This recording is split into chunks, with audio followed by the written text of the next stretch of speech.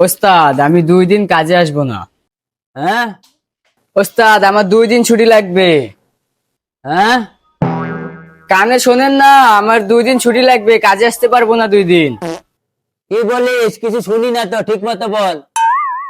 এমনি সময় তো ঠিকই কথা শোনেন, এখন শুনতেছেন না কেন? এই চেয়ারে বসলে কেউ কানে শোনে না, বিশ্বাস না হলে তুই বসে দেখ। আচ্ছা ওস্তাদ, দেখি আমি বসে, আপনি ওঠেন তো।